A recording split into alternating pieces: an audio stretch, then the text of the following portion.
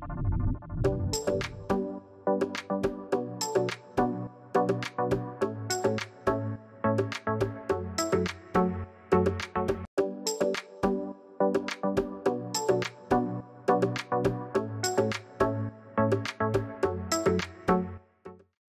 Bapak Ibu Saudara sekalian, selamat datang dalam ibadah online Gereja Generasi Apostolik.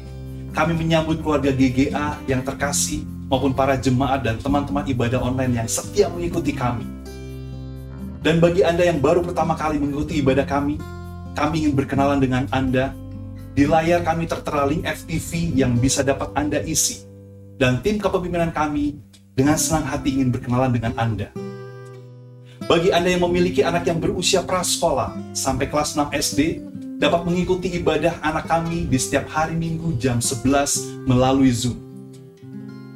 Dan bagi Anda yang memiliki anak yang usia SMP sampai kuliah semester kedua, dapat mengikuti ibadah online remaja kami di hari Sabtu jam 5 sore melalui Zoom. Dan jangan lupa, Bible Study dengan Pastor Indri Gautama setiap hari Kamis jam 5 sore dan setiap hari Sabtu siang jam 12 siang. Saat ini kami juga ingin mengajak Anda, apabila Anda memiliki permohonan doa, tim kepemimpinan kami dengan senang hati akan mendoakan Anda. Kirimkan permohonan doa Anda di link yang sudah kami sediakan. Dan apabila Anda memiliki kesaksian selama ini dalam mengikuti ibadah online maupun Bible Study, dapat mengirimkan kesaksian Anda kepada kami untuk kami rayakan bersama-sama. Untuk itu, kita siapkan hati kita bersama-sama untuk memuji Tuhan. Mari jemaat Tuhan, dimanapun Anda berada, saya mau ngajak kita semua memuji Tuhan. Kita agungkan Allah kita yang luar biasa. Mazmur 100 mengatakan, masuklah pintu gerbangnya dengan puji-pujian, ke dalam pelatarannya dengan ucapan syukur. Oleh karena itu saya mau mengajak kita semua, tinggikan Dia, agungkan Dia, karena kita memiliki Allah yang hidup.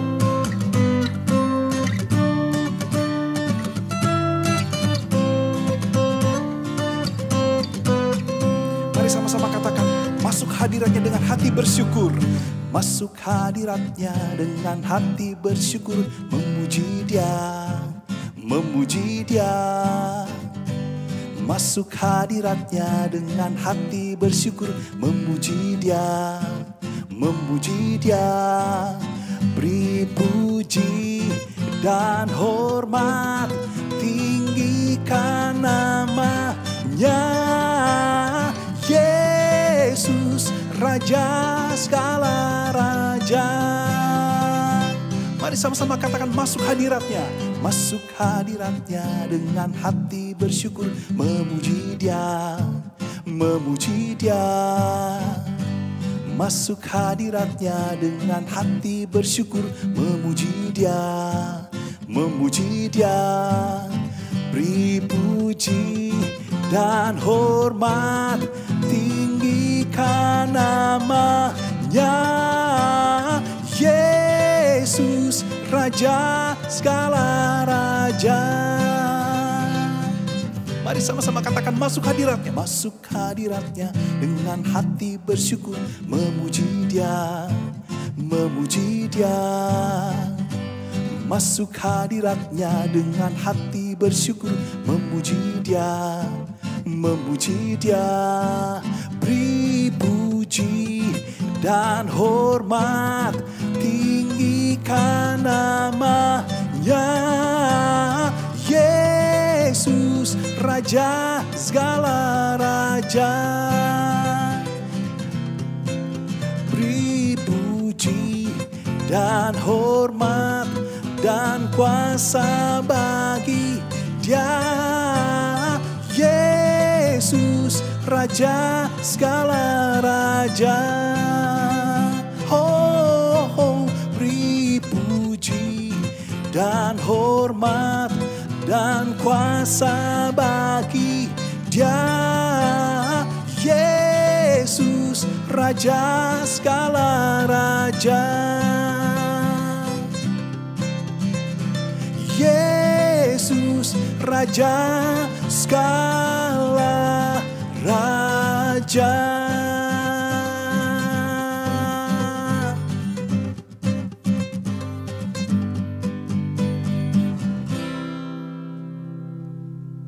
Dan saat ini kita akan memberikan yang persembahan yang terbaik buat Tuhan, sesuai dengan firman Tuhan dalam Galatia 6 ayat 9. Janganlah kita jemu-jemu berbuat baik, karena apabila sudah datang waktunya, kita akan menuai jika kita tidak menjadi lemah. Dan jangan lupa juga Bapak Ibu sekalian memberikan persembahan persepuluhan untuk Tuhan.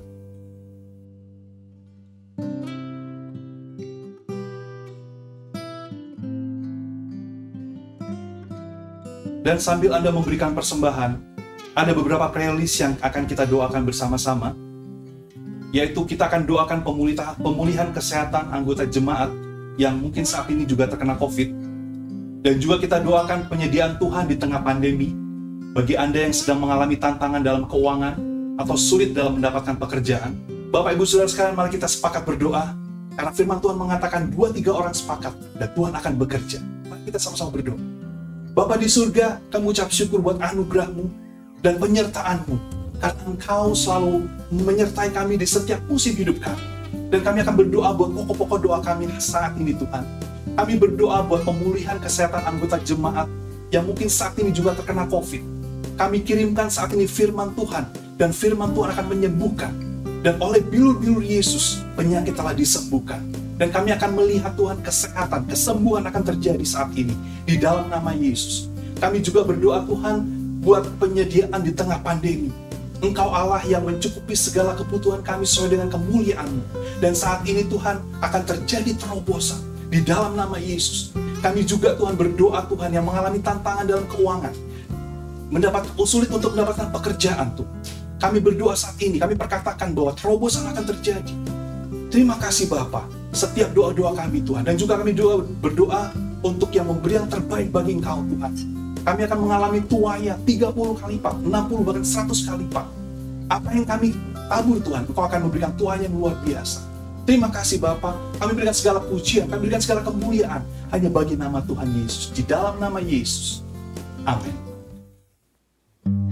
Bapak Ibu Saudara sekalian, mari kita siapkan hati kita untuk mendengar firman Tuhan. Karena Tuhan mau berbicara pada kita hari ini. Dia Tuhan yang tidak jauh, Dia Tuhan yang dekat dengan kita. Oleh karena itu, izinkan Dia hari ini berbicara pada kita semua, sehingga firman Tuhan itu akan memerdekakan kita semua. Mari sama-sama katakan, Bapa, aku datang mencari wajah-Mu. Bapa, ku datang mencari wajah-Mu, dan ku merendahkan diri di hadapan-Mu.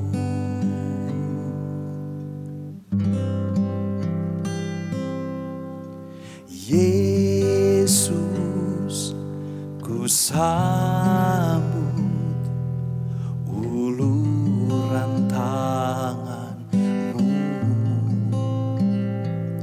Hadirat-Mu nyata dalam doaku.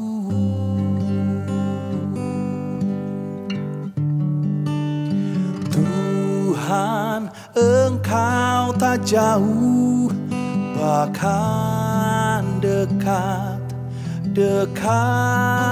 di hidupku. Sungguh ku rasakan betapa Kau mengasihiku.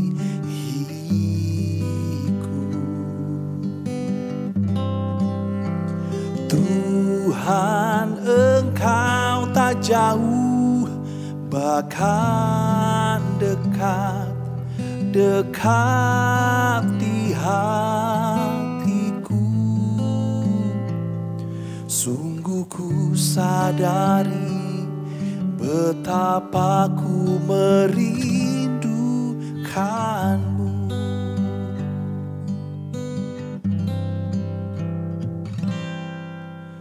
Bapa, ku datang mencari wajah-Mu,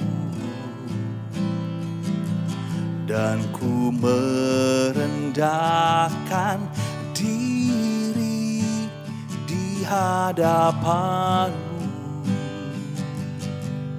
Oh,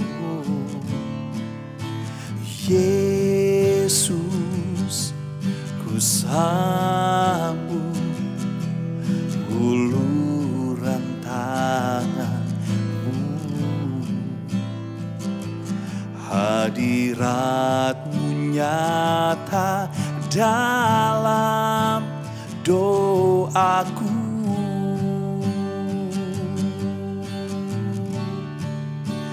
Tuhan, Engkau tak jauh, bahkan dekat, dekat di hidupku. Sungguh ku rasakan betapa Kau mengasihiku.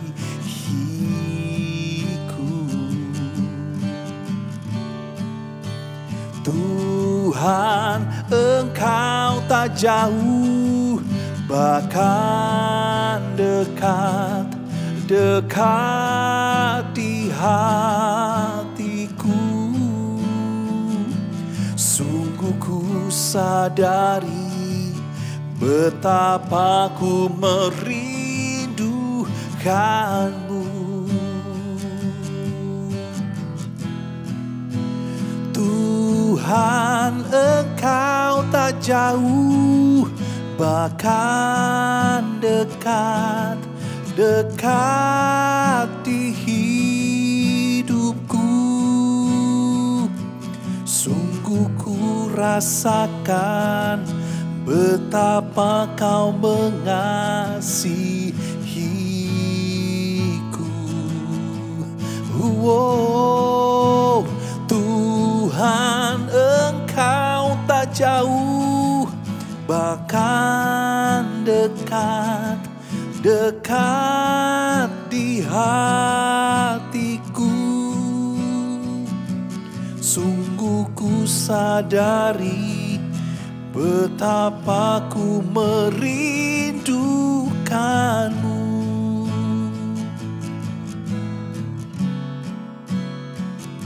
Sungguh ku sadari betapa ku merindukan-Mu.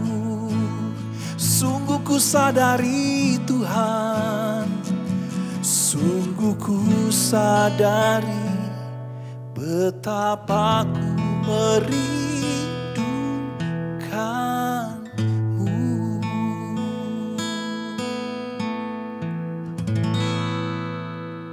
Well, selamat pagi, shalom, salam sejahtera dari Tuhan Yesus. Kita akan persiapkan hati kita tentu pagi hari ini untuk mendengar Tuhan berbicara. Buka hati Anda, saya mengundang Anda kembali dengan penyembahan yang begitu intim dengan Tuhan yang Henry barusan bawakan. Untuk Anda undang hadirat Allah di tempat di mana kau berada, di mana keluarga-keluarga semuanya duduk bersama-sama. Saya berdoa, yang penting Tuhan hadir di hidupmu. Terserah kondisi kita kayak apa, Tuhan tuh gak pernah ninggalkan kita atau biarkan kita. Saya berdoa melalui penyembahan ini, sensitivitas, kesadaran akan kehadiran Tuhan lebih kuat daripada suara yang lain. Amin. Kita siapkan hati kita, angkat kedua tanganmu, katakan, Tuhan, Engkau tak jauh, bahkan dekat, dekat di hidupku. Sungguh ku rasakan betapa Kau mengasihimu.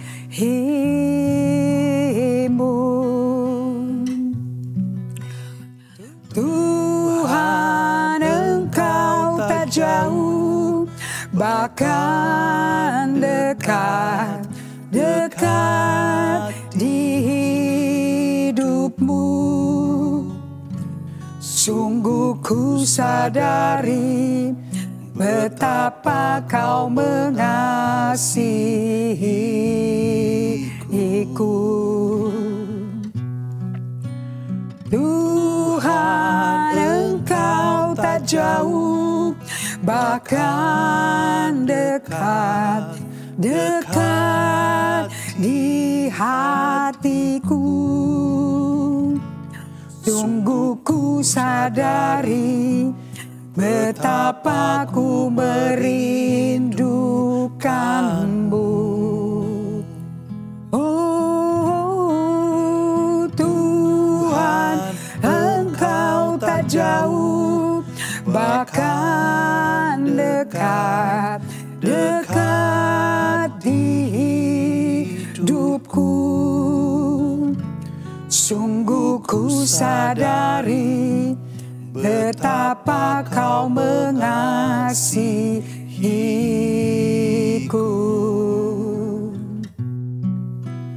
Tuhan, Engkau tak jauh, bahkan dekat, dekat di hatiku.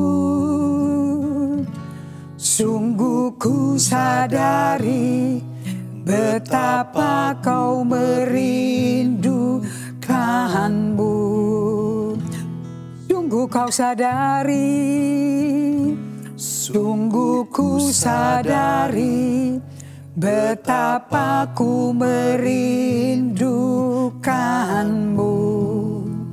Sungguh ku sadari, sungguh ku sadari betapa ku merindukanmu. Kami merindukan kehadiran-Mu Bapa dari segalanya, dari semuanya, dalam segala situasi, enak tidak enak, duka maupun sukacita. Buat kami hatinya seperti Daud, yang berkenan padamu Bapa, yang selalu bisa menyadari kehadiran-Mu dalam pesta, dalam sukacita, dalam kemenangan, dalam kehancuran, dalam terjepit, dalam berduka. Daud selalu sadar akan kehadiran-Mu, cepat sadar akan perintah-Mu, firman-Mu. Buat kami seperti Daud Tuhan, di Mazmur 119 ayat 57 dia berkata, You are my portion Lord, Kaulah bagian jiwaku, Kaulah hidupku. Buat kami bisa berkata seperti ini Tuhan, di musim pandemi PPKM ketiga, level 3, kami tidak komplain, kami nggak mengeluh. Karena apapun situasi di luar kami bisa bergoncang, tapi kami tahu Allah tidak bergoncang dan tak tergoncang dengan semua situasi ini. Tapi Allah menggoncangkan apa yang dapat digoncangkan. So buat hati kami semuanya rested in you Lord. Beristirahat, berhenti di dalam hadirat-Mu dan menikmati bait-Mu sepanjang hari. Seperti Daud di Mazmur 27 ayat 4. Satu hal yang kupinta, diam di rumah-Mu Tuhan. Aku minta ini di dalam nama Yesus Kristus Tuhan kami. Kami berjanji berikan hormat, pujian, kemuliaan hanya bagi-Mu. Dalam nama Yesus Kristus. Amin. Well, kita akan siapkan hati kita dengan firman Allah dari 1 Samuel 3. Kita masuk ke situasi, terutama semenjak pandemi ini dari 2020. I really have not heard anybody, saya belum pernah mendengar hamba Tuhan berkata, this is the word of the Lord. Ini adalah firman-Nya Tuhan. Saya belum dengar. Cindy Jacob bisa bicara, Chuck Pierce bisa bicara. But what is the word untuk Indonesia? Apa pesan Tuhan? Kenapa kita diizinkan dengan musim yang tidak menentu? Tidak ada kepastian berapa lama ini pandemi. Berapa lama ini COVID. Apakah terus variannya akan keluar? So pagi hari ini saya mau bagikan masa di mana firman Tuhan tuh jarang. That the word of the Lord is so rare. Langka. Dan ini langkanya tidak terjadi di pasar, di pantai Danau Galilea. Ini bukannya jarangnya tuh di luar sana di tengah kesibukan hiruk pikuk business as usual dari orang Israel. Ini terjadinya jarang di bait Allah. Tempat rumah Allah di mana Allah mestinya hadir, Shekinah glory ada di ruang maha suci, itu nggak ada dan tidak bicara Tuhan. Dan ini adanya terjadinya di bait Allah, di rumahnya imam besar Eli. So it's really rare kalau pendetanya, gembala sidangnya nggak dengar suara Tuhan. It is scary. So saya berdoa kalian semuanya jangan terpukau dengan teknologi. Dan berapa banyak medsos kalian, berapa banyak follower sekarang, berapa banyak penggemar sekarang, berapa bisa dimonetize. No, di bait Allah, di rumah Tuhan ini mestinya Tuhan berbicara. Kita nggak mau dengar suara orang lain. Allah berkata melalui Musa di Ulangan pasal yang keempat, dia berkata, dan ini dipakai oleh Yesus pada waktu dia dicobai iblis dan dibawa Roh Kudus ke padang gurun. Dikatakan oleh iblis kepada Yesus, right on, head on. Pada waktu Yesus lagi lapar setelah puasa 40 hari. Nggak makan, nggak minum. Kita bisa puasa Daniel, tapi masih makan. Cuman nggak makan yang sedap-sedapan. Tapi Yesus nggak makan, nggak minum. 40 days. Kemudian dibawa ke padang gurun, dicobai iblis. Bukan setan-setan yang cobain dia. Iblis langsung mantan malaikat penghulunya Tuhan. Mantan Lucifer. Dan dia berkata, kalau engkau anak Allah, ubah ini batu jadi roti. Ini langsung Mesias dilawan sama iblis langsung loh. Dan Yesus berjawab dalam solitude and silence. Yang solitude Yesus itu bukan ruangannya solitude. Of course padang gurun solitude place. Gak ada orang, gak ada telepon, gak ada tim puji-pujian, gak ada Brur Heru. Nobody. Hanya dia, Roh Kudus, dan Allah Bapa.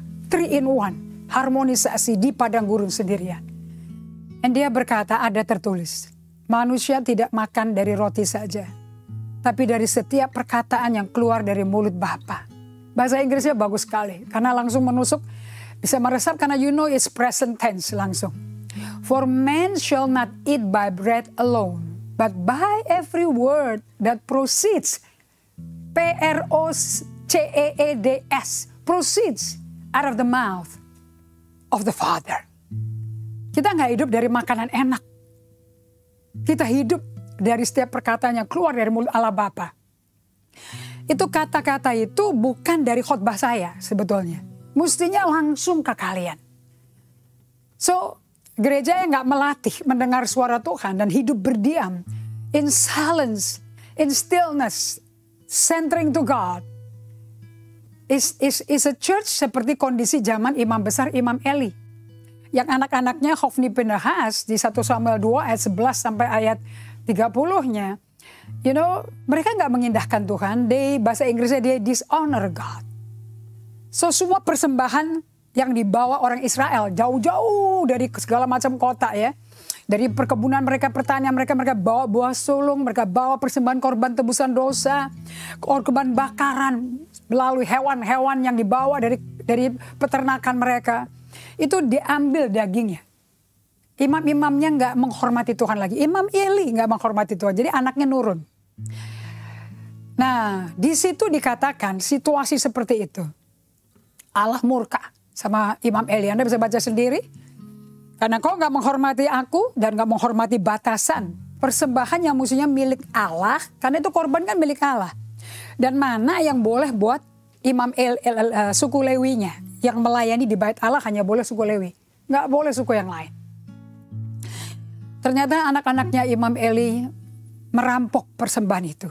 Untuk kasih makan bapaknya, supaya bapaknya diam aja, tambah gemuk. Sudah 90 lebih usianya. Dan matanya udah pudar matanya, penglihatannya. Dan anaknya foya-foya dengan kekayaan persembahan itu. Bahkan berzinah dengan perempuan-perempuan yang melayani di bait Allah. Ini terjadinya di center, in the church. Di bait Allah itu sendiri, bukan di kota. Bukan di perkebunan, bukan di pasar. In the church. Di bait Allah. So di 1 Samuel 3 ayat 1 sampai 10, open your Bible. Dikatakan di sini Samuel yang muda itu menjadi pelayan Tuhan. Ini muda sekali ya, 45 tahun. Setelah dia berhenti menyusu, Hana mamanya janji Nasar dia akan dilepaskan dan diberikan untuk di-mentor, diasuh di bawah pimpinan Imam Eli. Oke, so di sini Imam Eli dikatakan di bawah pengawasan Eli.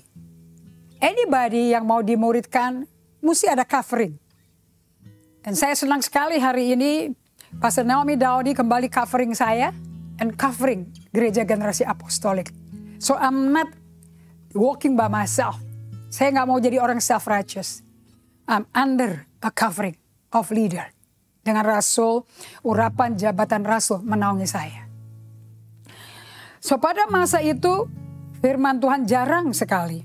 Penglihatan-penglihatan pun tidak sering. Saya ambil dari New Century Version Bible. The boy Samuel served the Lord under Eli. So whoever the church is, they have to be under covering. Biasanya rasul yang mengcover. In those days, the Lord did not speak directly to people very often.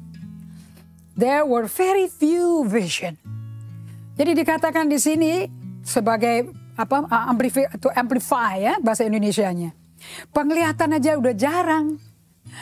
Firman Tuhan juga jarang, alias Tuhan tuh nggak datang ke gereja itu. Di bait Allah itu nggak ada firman Tuhan, nggak ada penglihatan. Kenapa kok penglihatan dan nubuat itu penting? Of course, lihat di Amsal 29 ayat 18. Bila tidak ada wahyu, menjadi liarlah rakyat. Tapi berbahagialah orang yang berpegang pada hukum. So where there is no revelation, rakyatnya liar, mau-maunya sendiri, jalannya sendiri. Coba lihat dari NCV translation version. Where there is no word from God. Jadi God is not alive. Padahal dia bangkit dari mati kan? Dia hidup, right? Kok nggak ngomong? No word from God. People are uncontrolled. Rakyatnya itu tak terkendali. Karena yang mau mengendalikan hidup kita tentu Allah. That's why He is King of King and Lord of Lord. Kata Lord atau kurios itu artinya, you know what? Lord itu atau bahasa Inggrisnya bukan Tuhan, bukan Tuhan. Lord artinya master, tuanku. Jadi kalau Anda pergi ke Inggris di negara yang betul-betul pemerintahnya king, ada Queen Elizabeth, itu semua keluarganya akan mendapat gelar Lord, Earl, Baron. Itu artinya tuan, T-U-A-N. Seperti Anda yang orang tuanya mungkin punya bisnis jual beli tanah. Nah kalau bisnisnya jual beli tanah, penjualnya namanya landlord, tuan tanah. So when Jesus is your Lord, dia pemilik hidup Anda. So di sini dikatakan, there is no word from God. People are uncontrolled because there is no Lord. But those who obey and what they have been taught are happy. Jadi somebody needs to teach. Di sini dikatakan lagi di NIV ya, where there is no vision, no revelation of God and His word, the people are unrestrained. Maaf, dari Amplified Version. Where there is no vision, kalau nggak ada penglihatan, nggak ada pewahyuan dari Allah, and firmannya pun dia nggak ngomong. The people are unrestrained. Orangnya tuh nggak bisa tahan diri. Maunya sendiri. They do what is right in their sight. Persis jadi masa hakim-hakim. Setelah Yosua meninggal, langsung orang Israel udah wanti-wanti dipesenin. They just do what is right in their sight.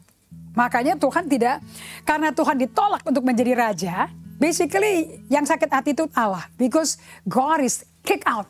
I don't want you to be a king. Makanya Israel punya raja pertama namanya Saul. Nah itu Allah tuh sebagai bapak ngalah.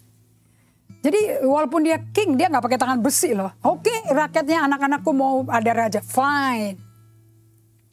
Nah lihat di 1 Samuel 3 ayat 2. Di masa Samuel yang muda itu menjadi pelayan Tuhan di bawah pengawasan Eli. Pada masa itu firman Tuhan tuh jarang, penglihatan-penglihatan pun tidak sering. Ayat yang kedua. Pada suatu hari Eli yang matanya mulai kabur dan tidak dapat melihat dengan baik, sedang berbaring di tempat tidurnya. I wonder ya, ini anak kecil ini melayani Tuhan melalui pemodelan, pementoran Eli, tapi Imam Eli-nya tidur. Karena kegemukan. Terlalu puas dengan persembahan Tuhan. Yang musinya buat Tuhan dia makan. Itu namanya no respect, no honor. Kalau bahasa Indonesianya honor itu mengindahkan. Makanya 1 Samuel 2:30 penting. God says, udah hukuman mati buat Eli dan semua keluarganya. Nama Eli tidak akan pernah diingat di muka bumi lagi. Karena dia menghujat Allah, bukan jelek-jelekin Allah, melalui perlakuan yang tidak taat. Dan Allah berkata, Eli, kalau kau mengindahkan aku indahkan kamu. Kalau kau menghina aku akan hina kamu. Dan seluruh keluarga mati total. Anda tahu kan ceritanya Ikabod? Waktu itu tidak saja Allah meninggalkan bait Allah, seluruh Israel ditinggal. Karena tabut Allah pindah ke kuil Dagon, kuilnya Filistin. Ya. So di sini kita lihat bahwa Imam Eli matanya udah kabur, udah nggak lihat dengan baik. So suara Tuhan pada waktu itu yang menyatakan kehendak Allah itu kalah sama nafsu manusia. Karena manusianya mau jalan-jalan sendiri. Nah, saya ingat pada waktu saya mempersiapkan ini. Coba kamu baca lagi Kejadian 27. Pada waktu Ishak mesti menyerahkan hak kesulungannya kepada anak sulungnya. Yang kembar kan, Esau dan Yakub. Tapi sesuai nubuatan, hak kesulungan tidak turun ke Esau sebetulnya. Itu sudah dari awal istrinya, mamanya si Yakub itu hamil. Sudah dikasih tahu. Akan turun ke Yakub. Itu adalah kedaulatan Allah. Di kejadian 21 ayat 1. Ketika Ishak sudah tua, sama Imam Eli sudah tua, matanya telah kabur. Sehingga ia tidak dapat melihat lagi. Dipanggilnyalah Esau, anak sulungnya, serta berkata kepadanya, anakku, saut Esau, ya Bapa. Berkatalah Ishak, lihat, aku sudah tua. Aku tidak tahu bila hari kematianku. Ini orang yang udah depresi, stres, tua, udah nggak tahu lagi visinya apa. Nah, ini perkataan negatif nih. I don't know when I'm gonna die.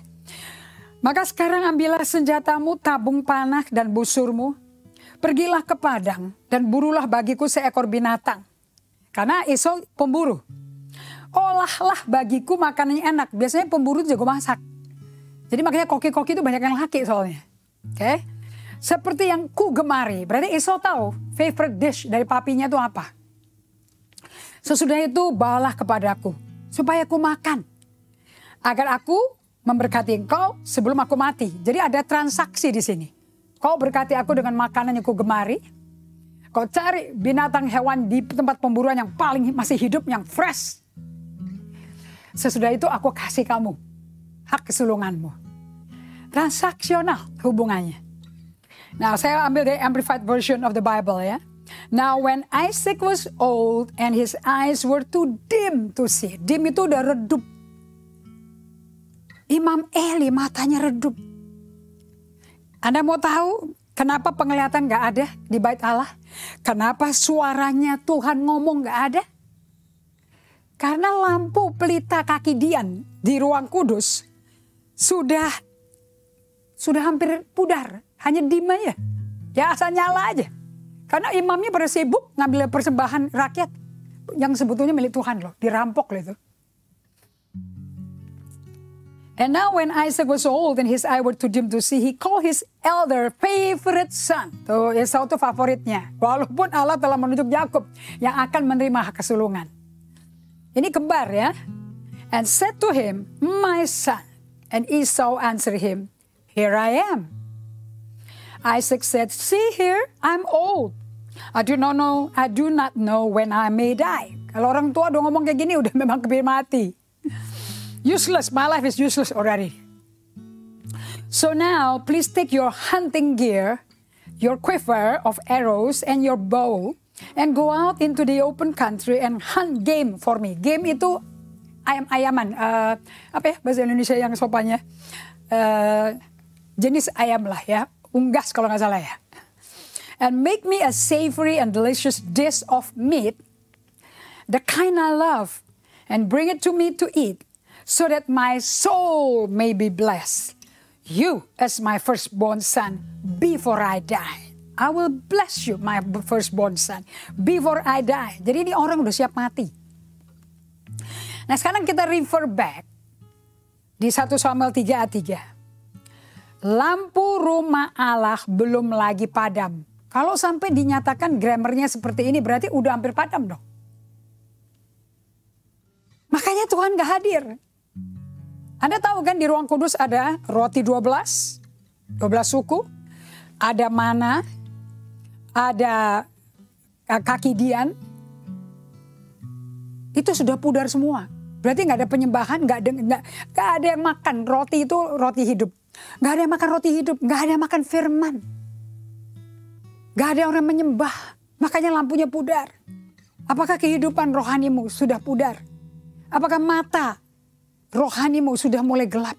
Sehingga Anda lebih familiar dengan yang duniawi daripada yang apa karena Tuhan. By the way, saya ulangi kembali. Roh Kudus gak tinggal di surga. Dia gak tinggal di gedung ibadah yang lambangnya salibnya 12 di situ. Roh Kudus tinggal di hatimu, di perutmu, dari rahimmu. Gak ada di sini. Di dada kiri itu jantung. Gak ada di dada kanan. Okay? It's in your belly. Yohanes 7 ayat 37 sampai 39. Out of your innermost belly shall flow rivers of living water. Rivers itu hadirat Allah. Itu akan meluap dari belly. Nah, itu kalau bahasa Inggris ada stomach, ada belly. Kalau stomach di mana ada lambung. Kalau belly itu perut besar. Di mana ada usus besar. Kalau orang Tionghoa bilang samchan, tempat yang gemuk itu, yang suka pakai korset itu. Di mana ada gemuk, ada grease. Kalau Anda baca kitab Ayub. Okay? So the NCV version of the Bible, Eli's eyes were so weak. He was almost blind. Persis kayak Ishak. One night he was lying in bed. Samuel was also in bed in the Lord's house. Di mana saudara? In the Lord's house. Lampu rumah Allah belum lagi padam. Samuel telah tidur di dalam bait suci. Di mana Samuel tidurnya? Di bait suci. Bukan di rumahnya Imam Eli loh. Tempat tabut Allah. So you know where he sleep? The Holy of Holies. Tempat di mana kalau Allah menerima darah korban bakaran, korban dosa. Kalau diterima, imam besarnya mesti masuk ke pembasuhan. Dia cuci tangan dulu. Yang seperti bahan metal, seperti cermin wanita. Masuk ke ruang kudus. Dia percikin semua dengan darah. Yang terakhir, di depan tirai itu ada incense, ada kemenyan. Lambang penyembahan hidup kita. Hidup kita tuh penyembahan gak bagi Allah. Dan Anda kalau darahnya diterima masuk, kemudian ditaruh di kursi pendamaian. Bukan yang ada dua serafin bertemu sayapnya. Dan kalau diterima darahnya, api Allah, Shekinah glory Allah masuk. Dan umat Israel dari luar bisa melihat api yang mau naik ke atasnya. Di ruang maha suci gak ada lampu. Tidak ada kaki dian, tidak ada lilin. Yang ada Allah, kehadiran Allah. Jadi buat bobok tuh enak kan, gelap sekali. Dan ditutup sama atapnya itu kemahnya oleh kulit lumba-lumba. Itu kulit yang tidak ada pori-pori. Oleh sebab itu tidak ada sinar matahari bisa masuk. Only God is present. Bayangin dari 4-5 tahun. Samuel, artinya Allah mendengar permohonan mamanya Hana. Tidurnya di situ. Makanya di tempat itu, where the ark of the agreement was, God's lamp was still burning. Lalu Tuhan memanggil Samuel, Samuel, dan dia menjawab, ya Bapa. So ini audible loh ini. Waktu saya pertama kali ditarik Yesus untuk mengenal dia, sebelum jadi Kristen, belum lahir baru, suaranya tuh audible. Saya nggak dengar khotbah orang, saya dengar Tuhan langsung. Lalu berlarilah ia kepada Eli. Serta katanya, ya Bapa, bukankah Bapa memanggil aku? Tapi Eli berkata, aku gak manggil, tidur kembali. Lalu pergilah ia tidur. Dan Tuhan memanggil Samuel sekali lagi. Samuel pun bangunlah. Lalu pergi mendapatkan Eli serta berkata, ya Bapa, bukankah Bapa memanggil aku? Tetapi Eli berkata, aku gak memanggil anakku. Tidurlah kembali. 3 kali loh ini. 1 Samuel 3 ayat 7. Samuel belum mengenal Tuhan. Firman Tuhan belum pernah dinyatakan kepadanya. So, Anda mesti ingat ya, tinggal di bait Allah, bahkan di tempat tabut of agreement. Tabut itu ya sudah, di ark, tempat Allah hadir. Bukankah di bait Allah itu dibacakan kitab Taurat? So, kitab Taurat ada di situ dong. Bukankah si mamanya Samuel membuat baju efod bagi si kecil Samuel ini? Anda tahu baju efod? Itu baju yang ada 12 batu, batu-batu permata mahal. Itu Urim dan Tumim. Nanti saya tunjukin gambarnya. Itu cara Tuhan ngomong ke orang Israel. Kalau lagi ada masalah, perdebatan, keributan, tinggal pakai baju efod aja. Kayak Daud pada waktu dia dianiaya, mau diancam sama orang Amalek dan mau diserang sama orang Filistin karena negaranya nggak terima dia. Dia minta baju efodnya mana? Baju efod mana? Terus dia pakai. Nanti di situ dia tahu suku mana yang bikin masalah, suku mana yang maju berperang. Itu batunya bisa nyala sesuai warna suku. Loh, ada tabut di situ, ada kitab Taurat di situ, semua kan firman Allah. Ada Urim dan Tumim. Tuhan tidak ngomong. Mestinya sebagai imam besar si Eli sensitif dong. Kok Allah nggak pernah, ini Urim Tumim kok nggak pernah nyala-nyala ya lampunya ya? Dia udah nggak sadar diri. Hidup hanya untuk kesenangan diri sendiri, untuk maunya sendiri, untuk dia mati aja tanpa sulit. Tapi anak-anaknya sama mantu-mantunya berpesta pora. Mestinya kan melayani Tuhan, bukan pesta pora. Dan Tuhan memanggil sekali lagi untuk ketiga kalinya. Ia pun bangunlah, lalu pergi mendapatkan Eli serta berkata, "Ya Bapa, bukankah Bapa memanggil aku?" Lalu mengertilah Eli bahwa Tuhanlah yang memanggil anak itu. So, bukankah Eli yang pengawas dan pengasuhnya si Samuel? Masa anak ini belum pernah ketemu Tuhan, belum pernah dengar suara Tuhan? Masa si Eli nggak tahu? Tahu dong. Kalau sampai Eli mesti 3 kali disadarkan bahwa yang manggil itu Allah, berarti Eli sudah mati. Sudah desensitize panca indera rohaninya. Karena dia sendiri butuh 3 kali untuk nyadarin diri. Anak sudah ditidurin di depan tabut perjanjian, tabut perdamaian. Mestinya nomor 1 dia bisa ketemu Tuhan muka ke muka. Belum pernah ketemu jadi kaku. Suara siapa itu? Dia belum bisa. Dia mau bandingkan sama siapa? Suara Tuhan belum pernah dengar kok. Suara Imam Eli selalu dengar tiap hari. Dan langsung dikatakan di sini, Eli mengerti Allah tuh lagi ngomong sama anak ini. So diajarin sama Imam Eli. Ini loh pentingnya mentor. Sebab itu berkatalah Eli kepada Samuel, "Pergilah tidur, dan apabila ia memanggil engkau, katakanlah, berbicaralah Tuhan, sebab hamba-Mu ini mendengar." Maka pergilah Samuel dan tidurlah ia di tempat tidurnya. Nurut sekali ya. Wah, saya kalau punya murid kayak begini senang sekali saya.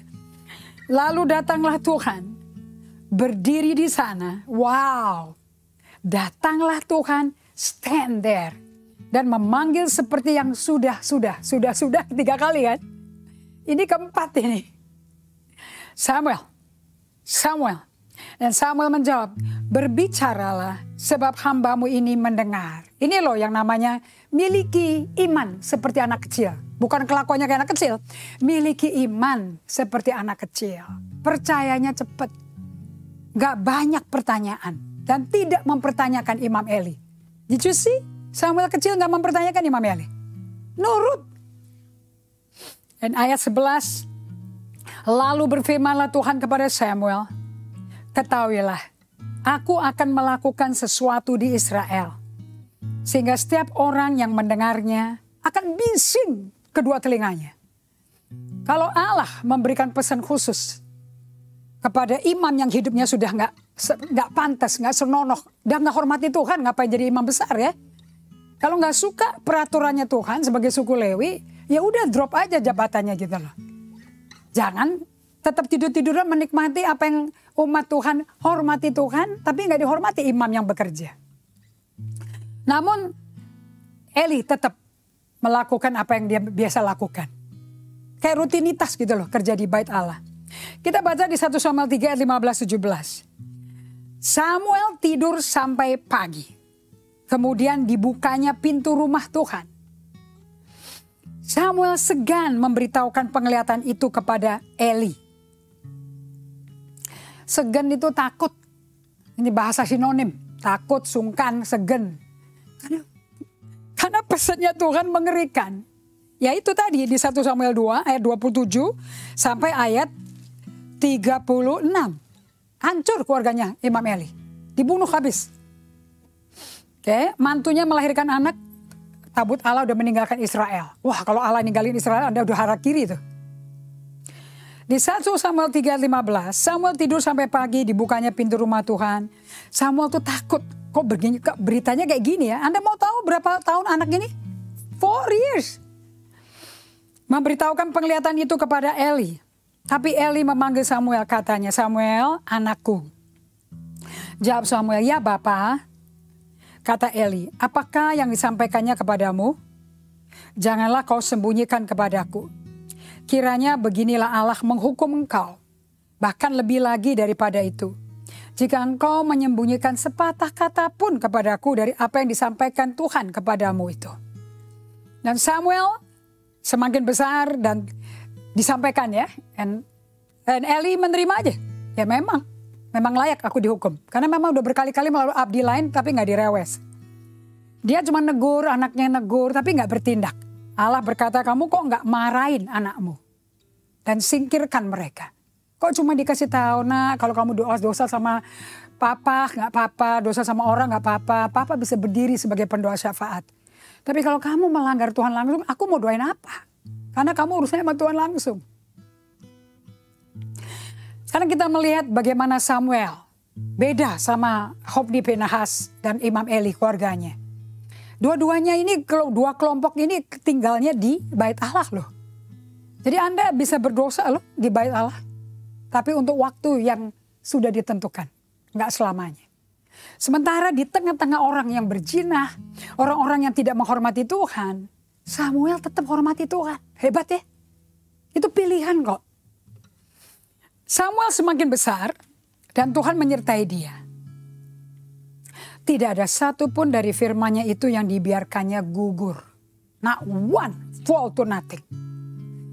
Maka tahulah seluruh Israel dari Dan sampai Beersheba bahwa kepada Samuel telah dipercayakan jabatan Nabi Tuhan. So menjadi Nabi itu ada testingnya, ada ujiannya. Dan hidupnya pun berbeda.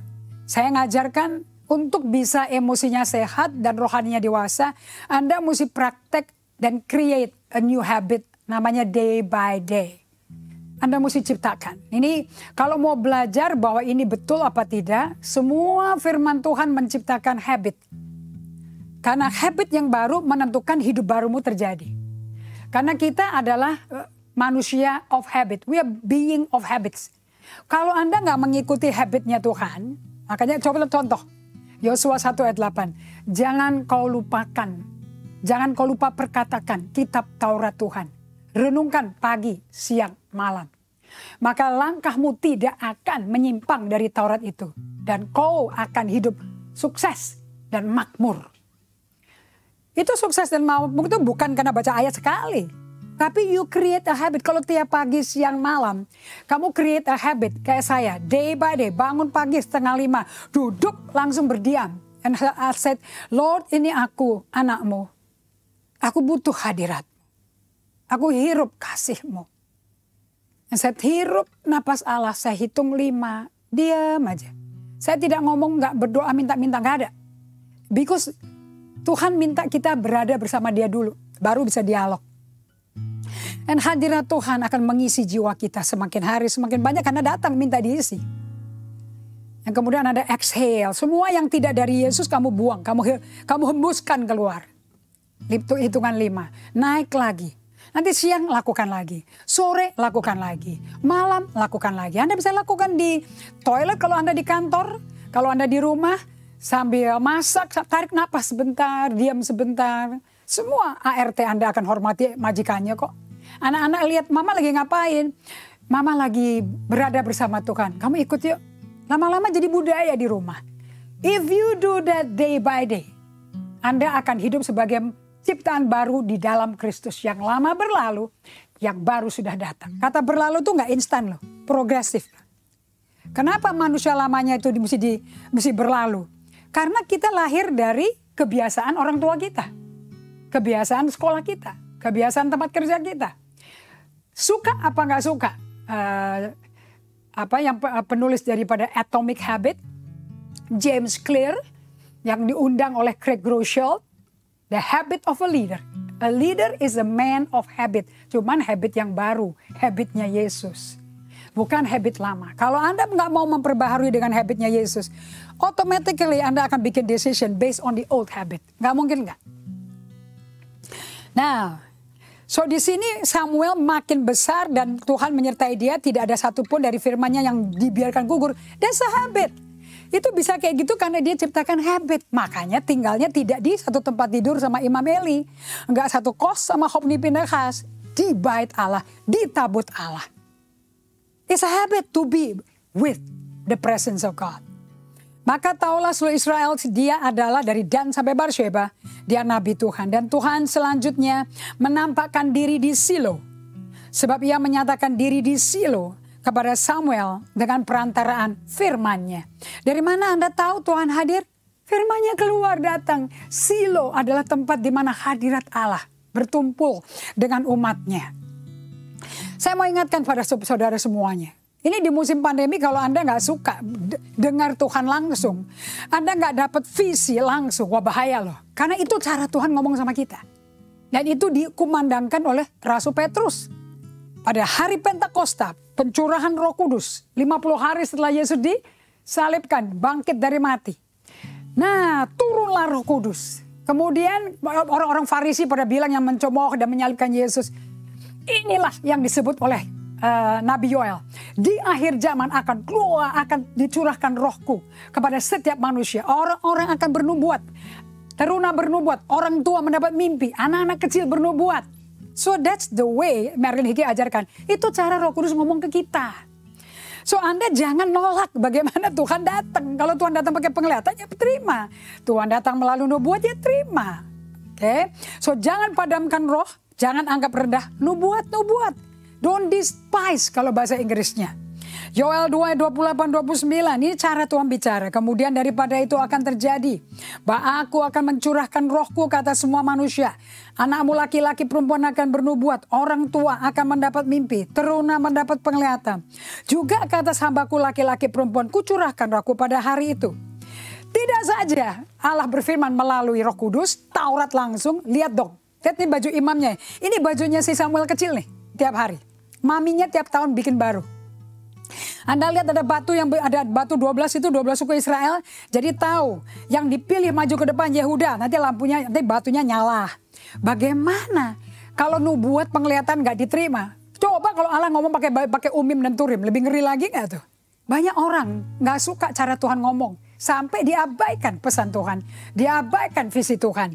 Makanya Mazmur 105 ayat 15. Daud berkata, jangan mengusik orang-orang yang kuurapi. Jangan berbuat jahat kepada nabi-nabiku. So, sebagai penutup, I'm really blessed with this. Anda tahu ceritanya mengenai Daud, bagaimana dia dimusuhin sama negaranya sendiri. Israel aja gak mau dia. Bangsa Filistin nggak mau dia, padahal dia teman baiknya Akis dari suku Gad orang Filistin yang bikin dia jadi asistennya. Tapi pada waktu Filistin mau perang sama Israel, ketahuan sama panglimanya, lu tuh ada bangsa Ibrani ngikut-ngikut di barisan Filistin, apa-apaan itu? Singkir, bahaya dong. Nanti kalau dia tengah-tengah perang dia balik dia bela Israel dan dia nyerang kita gimana? Dan dia di dalam kita. Singkirin, so Daud diusir. Dia dimusuhin bangsanya sendiri oleh Raja Saul kan? Dimusuhin bangsa Filistin yang sudah jadi teman. Sekarang dia pergi ke kampung yang diberikan Akis dan Siklak. Di situ datang ke Siklak, hancur. Dibakar habis sama suku Amalek. Pada waktu itu, ayat 3. Ketika Daud dan orang-orangnya sampai ke kota Siklak. Kota itu kebakar habis, istri mereka, anak mereka, yang laki perempuan habis ditawan. Lalu menangislah Daud dan rakyat yang bersama-sama dengan dia itu dengan nyaring. Sampai gak kuat lagi nangis. Wah, Anda mau tahu gak siapa ini? Yang nangis sampai nyaring ini. Anda mau tahu gak siapa mereka? Oh, ayat 6, lanjutin. Dan Daud sangat tercepit, stres bahasa Inggrisnya. Karena rakyat mengatakan hendak melempari dia pakai batu. Seluruh rakyat telah pedih hatinya. Masing-masing karena anaknya laki-laki dan perempuan dibawa kabur.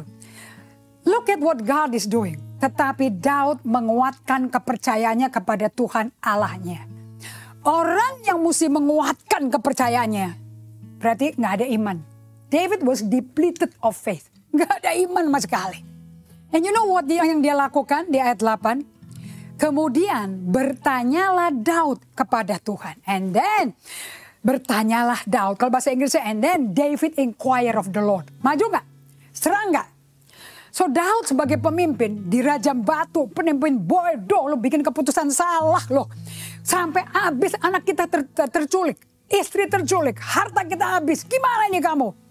Ini orang-orang yang rajam batu siapa? Yang tinggal sama-sama dia di Gua Adulam. Yang orang-orang keliling utang, stres, orang-orang yang mempertanyakan Daud, semuanya yang sudah berubah menjadi tentara Israel, sekarang rajam dia batu. To be a leader is not an instant process. Dari kesimpulan kita belajar dari pengalaman Daud ini. You need to know how to spend time with the Lord. Anda mesti biasakan mendengar langsung suara firman Tuhan. Karena di tengah kejepit Anda nggak bisa minta hamba Tuhan lain, tolong nubuatin. You need to hear from God. Yang saya pelajari dari kesimpulan kehidupannya Daud. Jangan pernah minta kepada Allah untuk Allah melakukan sesuatu pada waktu Anda nggak memiliki iman. Sebelum Anda meminta Allah melakukan sesuatu, datang pada Tuhan. Kuatkan imanmu. Renungkan kembali perbuatan-perbuatan di masa lampau bagi Anda dan saya. Tuhan pernah bikin apa sih? Tuhan bantu apa sih? Ingat kembali. Daud mengingat bagaimana Allah menemani dia. Mengalahkan beruang dan singa. Nyelamatin 2-3 ekor kambing domba ayahnya. Dia tahu Allah itu Jehovah Jireh. Allah itu Jehovah Rafa. Dia kuatkan, itu yang dilakukan. That's what you need to do. Di musim seperti ini. Dan Tuhan akan kasih tahu bagaimana kita akan maju mulai hari ini. Kita berdoa supaya Tuhan bicara kepada kalian masing-masing. Dan tidak ada kebingungan di dalam Tuhan. Mari kita berdoa. Bapa, kami berterima kasih untuk panutan langkah-langkah yang Kau tinggalkan kepada kami.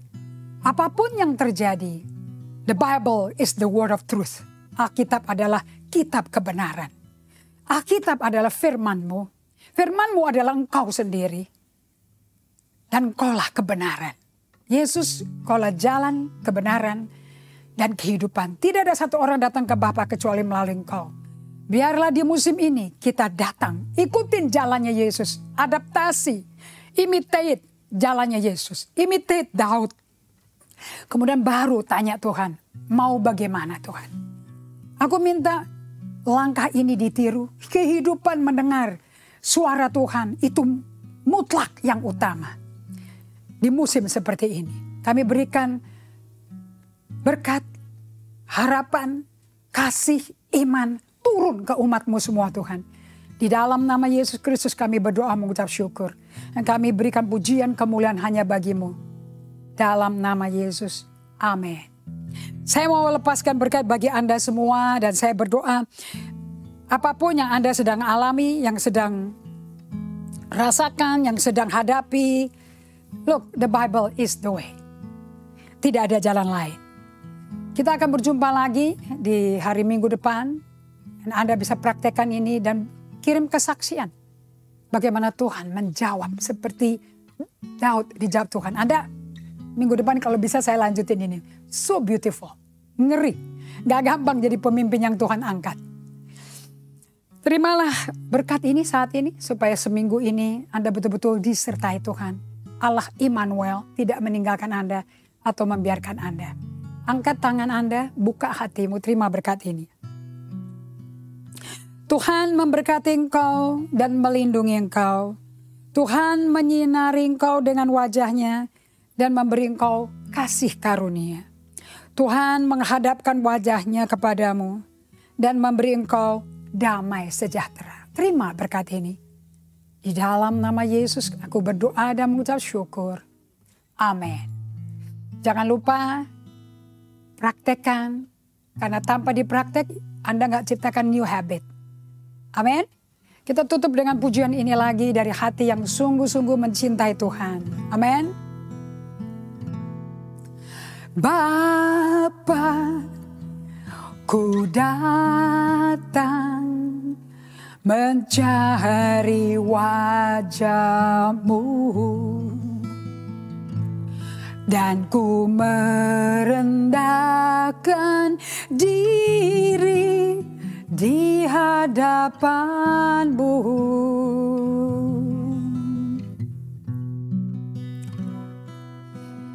Yesus, ku sambut uluran tangan-Mu. Hadirat-Mu nyata dalam doaku.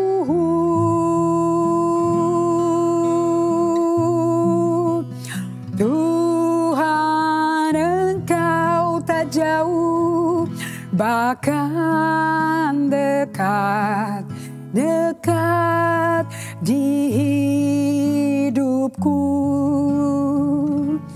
Sungguh ku rasakan betapa Kau mengasihiku.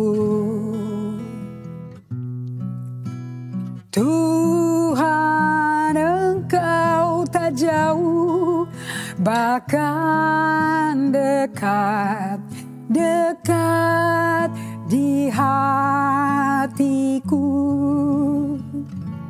Sungguh ku sadari betapa ku merindukan-Mu.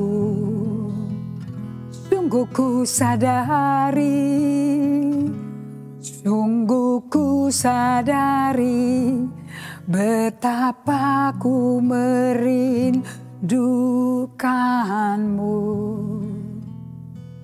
Berkat Tuhan Allah Abraham, Ishak, Yakub menyertai kalian semua sepanjang minggu ini. Be strong, be blessed, be encouraged. God bless you.